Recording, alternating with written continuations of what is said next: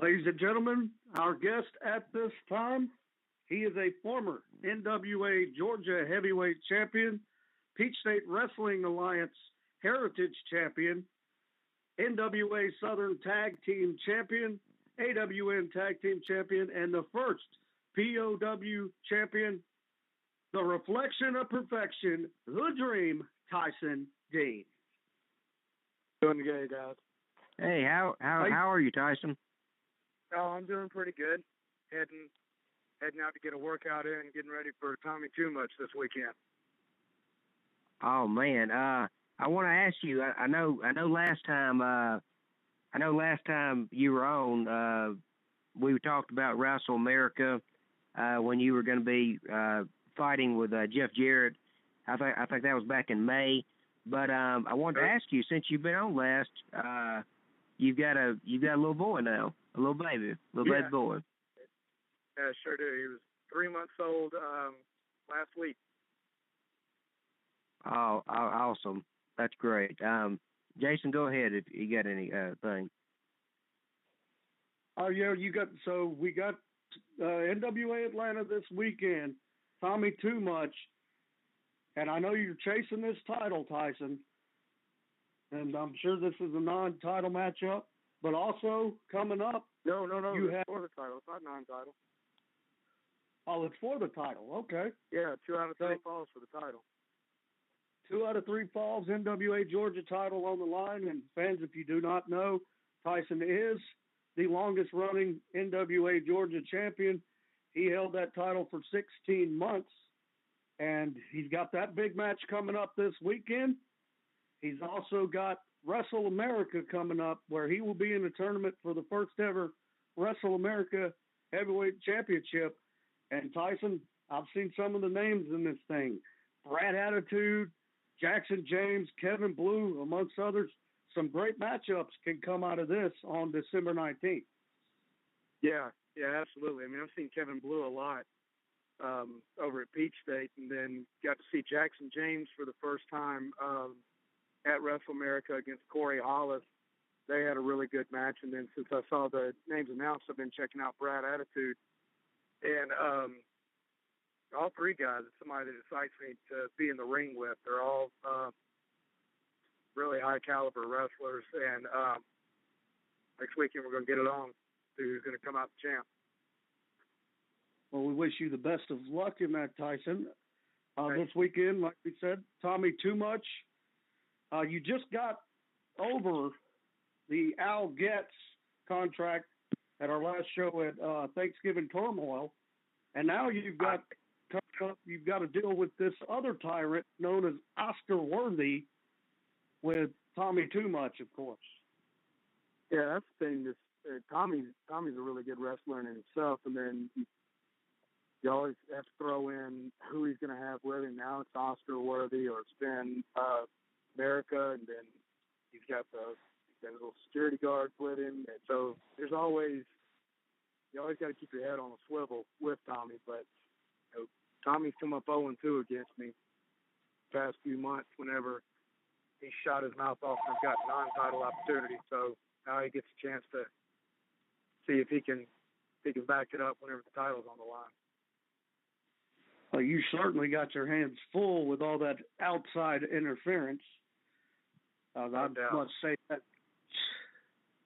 And, of course, Peach State Wrestling Alliance, we heard it first here on the Wrestling Lounge. You will be wrestling Drew Adler on the 26th. Any thoughts on that, Tyson? Oh, you told me something I didn't know. This is the first I've heard of that. Well, hell yeah, I'm always excited about that. I mean, my very first match at Peach State was against Drew Adler, and I've wrestled Drew a lot, Fort Valley and NWA Atlanta and Dublin. I mean, I've wrestled Drew all over the place. He's always a guy that big athletic kid, really can get down. We kind of swapped roles though since the last time I wrestled him. He's kind of changed his ways to where he's starting to bend and break the rules, and I've been trying to straighten my ways out, but I can still play dirty if we got to get that way. Yeah, Drew Adler. I've always said at NWA Atlanta that maybe that's what he had in him all along. If you know what I mean. Oh yeah. And well, we wish you luck this weekend with Tommy Too Much. I think that's going to be a tremendous match, Tyson, if we can get past the outside interference, so to speak. Oh yeah. I mean, Tommy's, and that's the thing that's it's unfortunate about Tommy. I mean, he had, he wrestled Jimmy Rave, and Tommy was showing that he could wrestle with guys at that level. I mean, he's a very good professional wrestler, but he may not be the dirtiest player in the game, but I'd say he's the dirtiest player in Georgia. And so there's, like I said, there's always a lot more to Tommy than just worried about winning an athletic contest. He reminds me a lot of you when you had guys like Kurt Kilgore and Al Getz hanging around and trying to live off of your thunder. You had all the talent in the world, and you're showing everybody you don't need these guys now. I think a lot of that with Tommy Too Much as well. Yeah, Tommy does show a lot of attributes like that, but he's smart though too. I mean, like I said, I've been in the ring with Tommy enough that he exploits where your weaknesses are at and picks up on his opportunities, and he's smart. He's wily. I'm definitely looking forward to this weekend, and fans, you can catch the reflection of perfection himself for the NWA Georgia Heavyweight Championship in Locust Grove, Georgia, at the Metro Auction House this weekend, Saturday, December 12th. We hope to see you there. Tyson, so a lot of big things coming up for you. You got this weekend, December 19th, will be the first round of the tournament.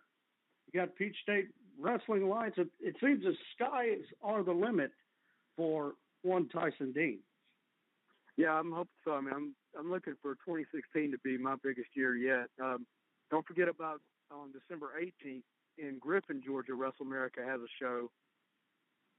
They've actually got 4 shows coming up. They've got, I want to say there's December 16th. I know for sure the 17th there's one in North Carolina. I believe it's December 17th, 18th, and 19th, I believe. Okay, yeah, the 17th is in North Carolina. 18th is in Griffin, and then 19th is in back in Barnesville. And the 18th and 19th are Toys for Tots shows also. So that's another thing. It's a great charity that the United States Marine Corps puts on, and I'm always really proud to be a part of that. Oh, yes. I've been very proud to be a part of. Anytime you get to be a part of something like that, it's really a good thing. What, do they drop off a toy and they get ticket half off, or do they get a ticket for free, something like that? That, honestly, I'd have to look back on the poster. I haven't heard yet. I'm sure they're doing something like that. That's usually how it goes. I apologize for not knowing that right offhand. Well, you got a lot going on. So, 2016, the year for Tyson Dean. Now, 2015 has been a big year for Tyson Dean. You've wrestled guys like Matt Hardy, Rick Steiner, EC3. Tell us a little bit about what it's like being, I know yourself, you grew up and watching Rick Steiner. What was it like being in a ring with him? It took me probably the first 10 minutes or so of the match to get settled down, and 8-year-old Tyson not out there wrestling. Yeah, because it was just a really cool experience. I mean, he was, like you said, he's a guy that the Steiners were. Rick and Scott were always like my favorite tag team growing up, and it was a really cool experience, and just to get to be in the ring with that, and then and then Ethan Carter. That was It's always cool to measure yourself up against guys like that. Matt Matt Hardy, that's someone that I'm sure he'll go into the Hall of Fame one day. And to know you can get in there and hang with guys that level, and you know, in my case, and on a couple times, come out with wins. You know, Russ Gunner also this past year, and so it's a really big learning experience, and I think those opportunities have really, you know, shot me way ahead in 2015, and it actually started, you know, around the end of 2014 when the world title match with Rob Conway. Yeah, that was a tremendous matchup. Came up a little short, but you were still in there and hung well with Rob Conway. Yeah. I mean, at the end of their run, I get the opportunity to say they were in world title matches and gave it a hell of a run for coming up close to winning the world title. I know that was something for you, and you are right now, I would like to say, one of the hardest working guys out there, and you deserve all of this. I've worked with you for a while now, and I've seen all the hard work you put in, and it's good to see a guy that puts in hard work and actually loves the business get these kind of opportunities. Yeah, it is, and I mean that's one thing that I believe in.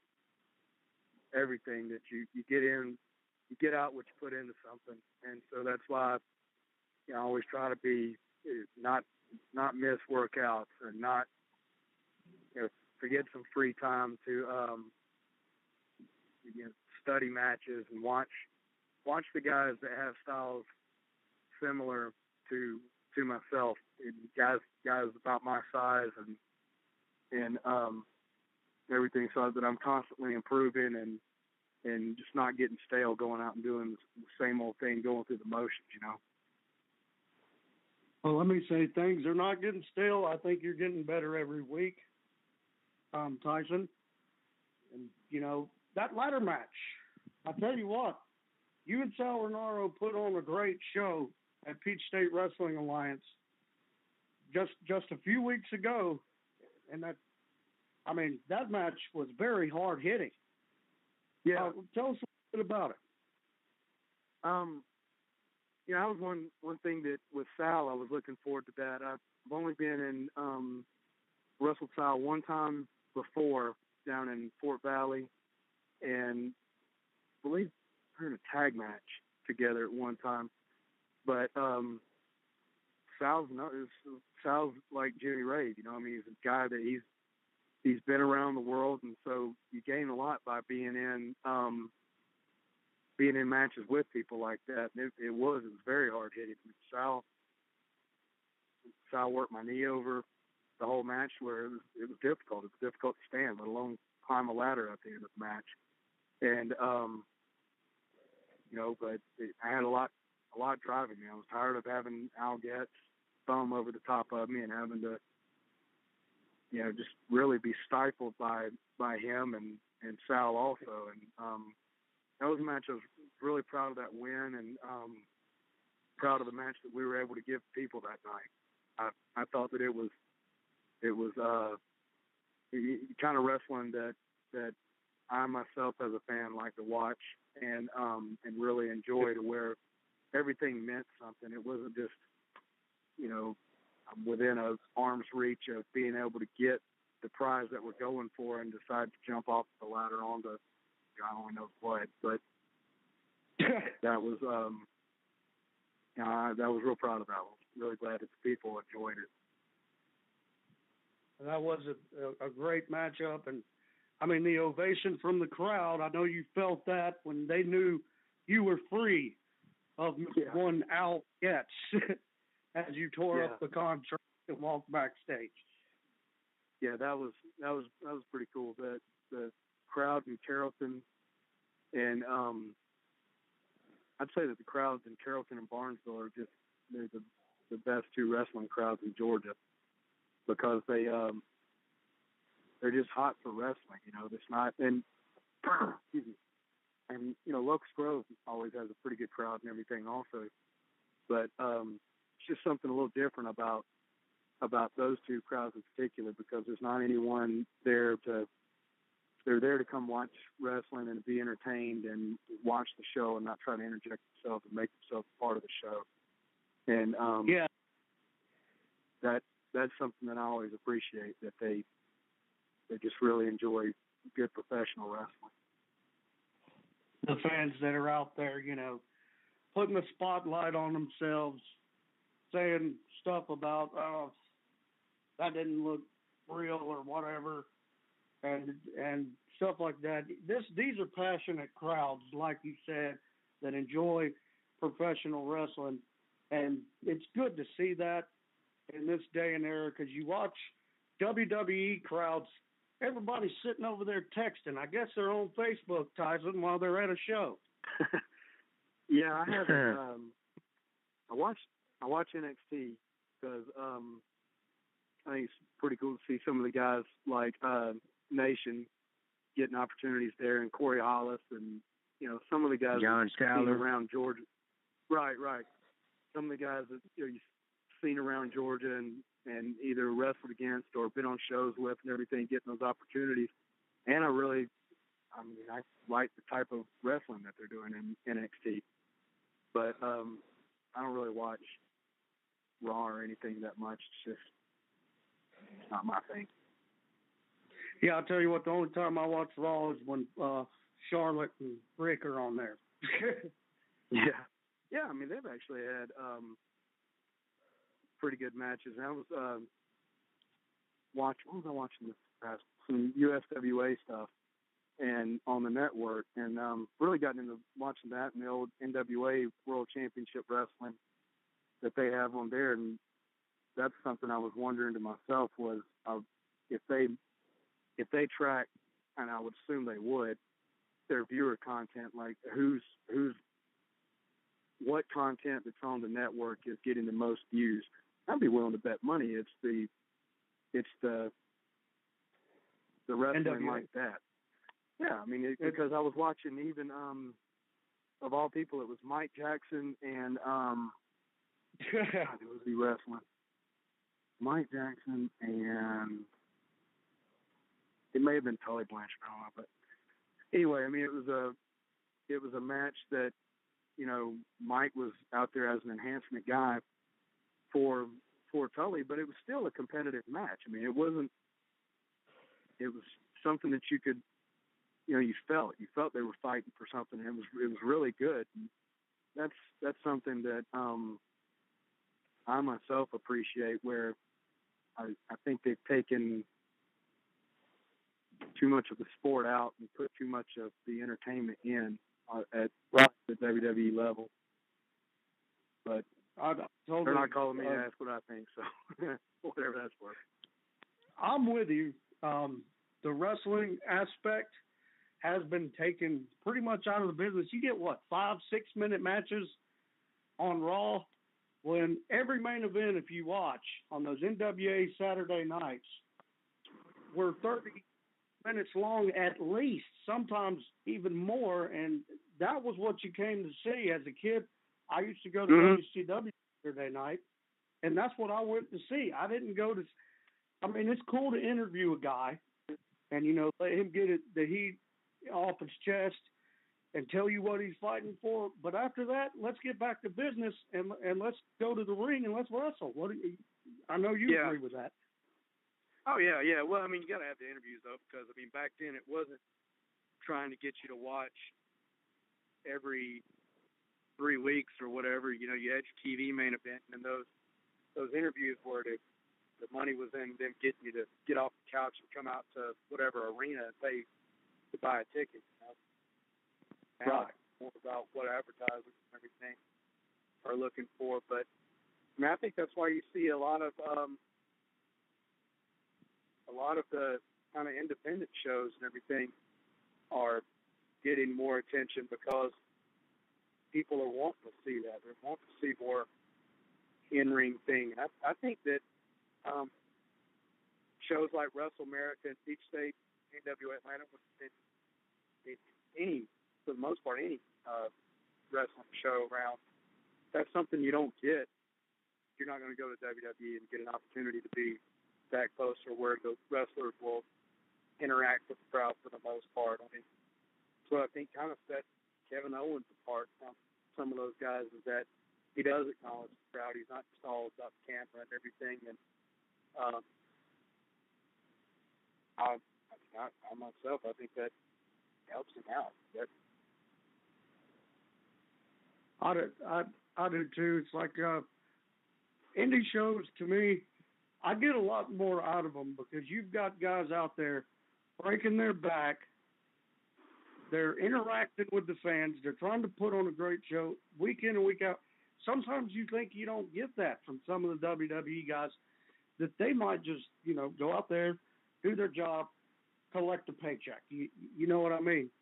Well, they're kind of, but in a lot of ways, that's the hand they're dealt. It's right. Those guys are working hard and everything, but you also, I mean, at the end of the day, that is their career and everything. They've got to be mindful of what they're being asked to do, whether they think it's right, wrong, or indifferent. They've got to protect where they're at to do that. I think in a lot of ways that would make it better if they would take the reins off and let them be more of what themselves are. Because, I mean, that myself, whenever I'm wrestling, that's just like a really dialed up version of me. The heel version, whenever I'm not so much adhering to the rules, it's kind of like a dialed up drunk version of myself. But that's what it. I think that makes it different.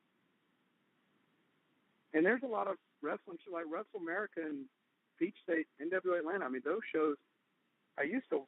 I've always been big on, because that's the way I was trained, to watch people's matches and, see what's going on throughout the night and everything. But, I mean, now there's a lot of times that before my match, I'll grab a spot in the back near a monitor to watch what's going on. And then after my match, I'll grab a spot near a monitor to watch the show and see what's going on, just because I think there's some really good wrestling going on. I mean, it's those, it's the only ones that I've been doing in Georgia lately, but those three shows in particular, I mean, I like it. It makes everybody on the card work harder, and the fans win, because you watch some of the things that are going on, and my God, that's going to be, you got to really go out there and bust your butt to be on that level, and I appreciate that. We all push each other to make one another better. Right. I mean, Peach State lately has just been amazing. NWA heating up. WrestleMerica just getting off its feet. It's been a great, great show.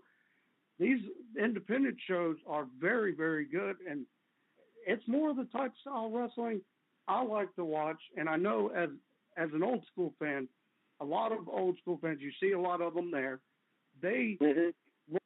And they're there week in and week out because of the performance of the athletes. Yeah. I mean, that was pretty cool too. I mean, last weekend, not last weekend.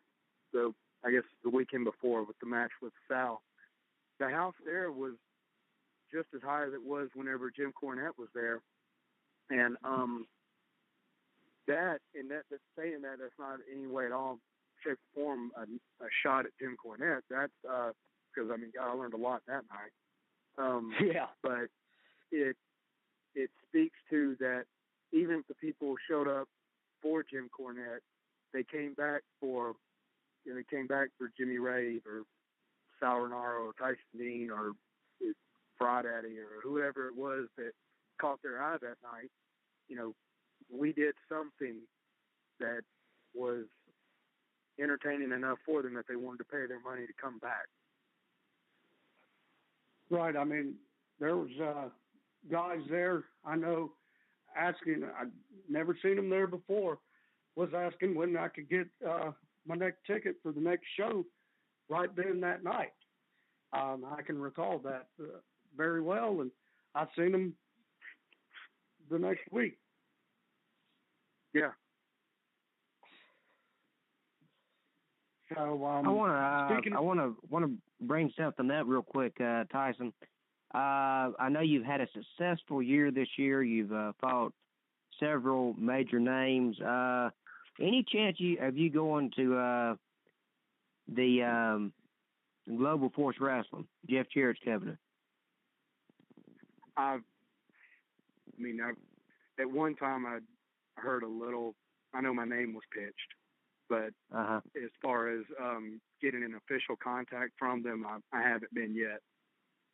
So, but there's I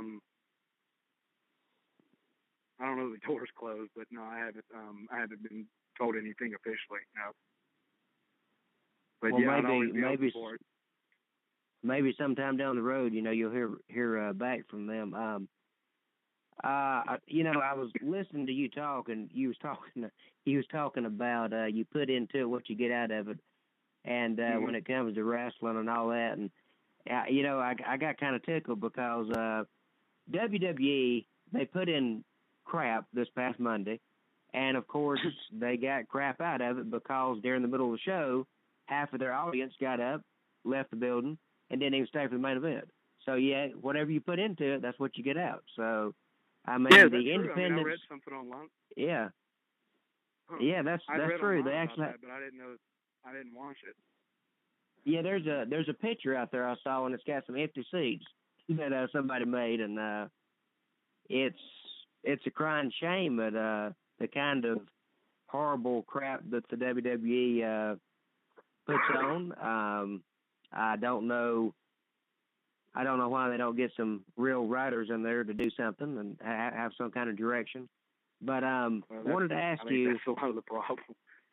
Yeah, I know. But I wanted to ask you. You was talking about you like the technical aspect of wrestling and all that. Any chance of one day you going to Ring of Honor?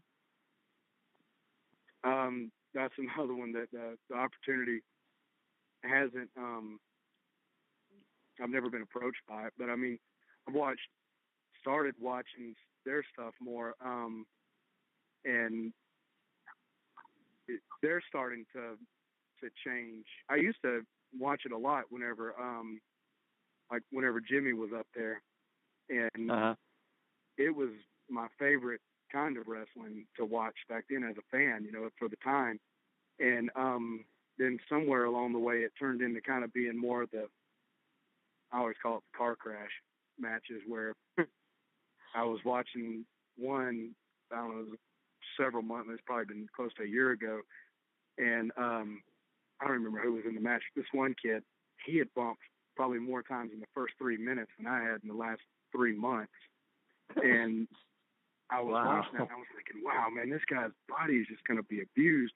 Oh, if not by the end of the night, for sure he doesn't have a long life in him doing this. And notice that they've kind of gotten into wrestling a different style and sort of going back towards what it was whenever I used to enjoy it. So, yeah, I mean, I'd love an opportunity to do something with them.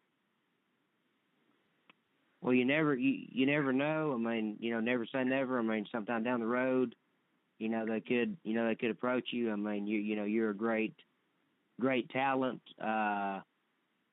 in the business, and you're one of the best talents I think out there in Georgia. I mean, you've come a long way. I mean, I watched you when you first was with NWA back when it was Middle Georgia Championship Wrestling.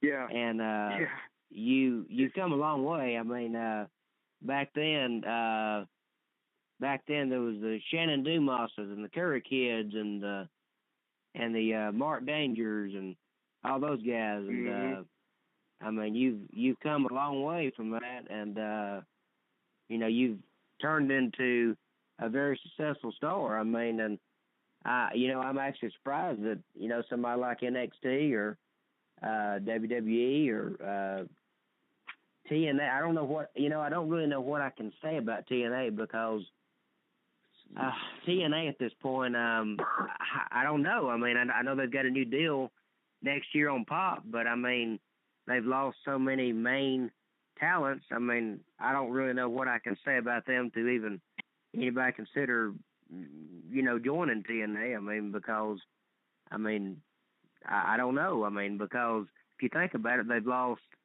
Let's see, Kurt Angle's retiring when they do their next live event. Okay, then you got Austin Aries is gone, James Storm's gone, Samoa Joe's gone, Brick Tessmacher just left. I mean, so you don't really have a on a different side of that though. If they're still going and afloat, I think that's something that's kind of hampered them in the past few years. Is they've had great talent that was like their talent that they may not have completely developed them, but they got the biggest exposure through TNA. And, that maybe it gives them an opportunity where they could do that again and develop, because they draw really well, like in the UK and everything. They're struggling currently here in America, but I think that's, and this is just outside looking in, but to me, in my eyes, and from what I could see watching it, it just always looked at me like that was because they were trying to compete with WWE by using guys that used to be in WWE whenever they had some of the best talent in the world. I mean, James Storm is world-class. Gunner's world-class. AJ Styles is probably the best wrestler in the world. If not, it's between him and maybe two other guys. And, and those were guys that were with TNA for a long, like Robbie Roode. I've never understood why Robbie Roode wasn't one of the guys that stayed at the top of their card all the time. And maybe that's it. Sometimes you got to fall and hit bottom before you can come back up. And maybe this would be their bottom, and they'll develop their own talent and really take off, because that always and especially when I hear some of the guys, some of the wrestlers that talk about TNA going out of business and kind of act like they're glad about it. Well, I would never be glad about that, because no, because you lose when you lose competition. You don't have anything to make the other company do nothing. There's another case why I think WWE might be in the shape they're in, because who do they have on their level currently that they can measure up against to push them, to drive them? Not that, I'm sure they all work really hard, but things that other forms that they're competing against, where I think the biggest thing that they've got going for them now is that they're the name that whenever most people, if you walked up to someone on the street and asked them if they knew anything about professional wrestling, they'd probably say, "Oh, you mean WWE or WWF or whatever they were related to." Yeah. And so they've got the biggest media platform. I don't think, and all their guys are just super talented, but I don't think they've really got the best form of wrestling in the world right now. No, but I don't either. And I was just going to say, maybe they'd give TNA an opportunity to, rebuild themselves, because, they've had the talent. They've just kind of had, missteps here and there where they didn't use guys. That, like, missing on Gunner, I was surprised that they ever let AJ Styles get away from him. But then some of these other guys that have gone out, it just blew my mind. I know, because they're such phenomenal stars. But one thing I was gonna bring across, I don't know if you thought about this, but there's a real chance for TNA to actually gain a big audience over on Pop, because when they go on January the 5th or January the 7th, whenever they debut on Pop, on that Tuesday, it's going to be at 6:30. They do replays of Bold the Beautiful. Then at 7 they do replays of Young and the Restless. Then at 8 they do replays of Days of Our Lives. So all that is going to lead up to Impact Wrestling. And I don't ever remember a time to where you had the daytime soap operas and professional wrestling all on the same block together. So, some of those soap opera fans that watch watch that, like I do, that they may say, well, hey, let me check this Impact Wrestling out, see what it is. And it could give them momentum, Yeah. I mean, could be. You don't never know. Yeah, because Destination Network was always kind of an odd one for me because never seen anything other than like Finding Bigfoot or something like that on that channel before TNA crazy came on to it. Crazy stuff. And TNA, their in-ring stuff is usually, the matches are pretty good. The guys are working hard and doing. It's just oddly put together. Well, I see that we've got about probably about 6 more minutes left, but we want to thank you so much for being on the show, Tyson. We wish you the best of luck with your upcoming WrestleMerica show, your upcoming NWA Atlanta show, and your upcoming Peach State Wrestling show. And we hope to have you again sometime in the future. Give them some dates. December. He said to give them some dates about your events. To give the fans some dates about your events. Okay, we've got this weekend, December 12th, in Locust Grove, Georgia, for NWA Atlanta. 2 out of 3 falls against Tommy Too Much for the NWA Georgia heavyweight title. Got December 18th in Griffin at Mama's Country Showcase. That's one of the Toys for Tots shows. And then December 19th, the 4-man tournament for the inaugural WrestleMerica title be myself, Kevin Blue, Jackson James, and Brad Attitude. And got a big steel cage match that night also with Al Getz Enterprises, team of Monster Payne and Leslie Leatherman against Doc Gallows and Nux. Aces and Eights will ride again to take on Al Getz' team. That's December 19th in Barnesville. That sounds like tremendous cards, tremendous matches, and fans, we hope you'll go out and check those out. Well, thank you for being on the show today, Tyson, and wish you the best of luck, with your son and everything. Seems like you're a great dad. We see so many posts on Facebook, and seems like you're doing a good job with that. Yeah, I appreciate it. I'm doing my best. The little boy's changed my world. You're very welcome. And we hope you'll come back again in the future on the Wrestling Lounge. Yeah, anytime. I enjoyed it. Thank you, guys. Okay, thank you. Bye. Bye-bye. Ladies and gentlemen, that was Peach State, NWA Atlanta, WrestleMerica wrestling superstar Tyson Dean on the show today. I want to let you know that this coming Friday, mark your calendars, December 11th at 1 p.m. Eastern Standard Time, 10 a.m. Pacific Standard Time, we're going to have Sonia Eddy, known as Nurse Epiphany Johnson, on General Hospital. She will be live on the show. We will be talking to her about the happenings on General Hospital. Plus, we'll be talking to her about her career. And we hope that you'll tune in. Call in at 773-897-6289. Press 1 to be in the host's view. You can follow the Wrestling Lounge. Follow us on Twitter at Wrestle Lounge, WRESTLE, Lounge, LOUNGE. You can also like us on Facebook, the Wrestling Lounge page on Facebook. You can like us on there. Also, don't forget to like our correspondent partnerships of Kristen Alderson fans on Facebook. Like that fan page.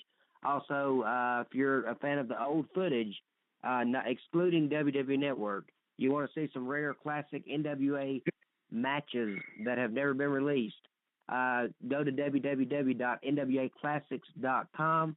It's $8.99 a month. That's $1 cheaper than WWE Network.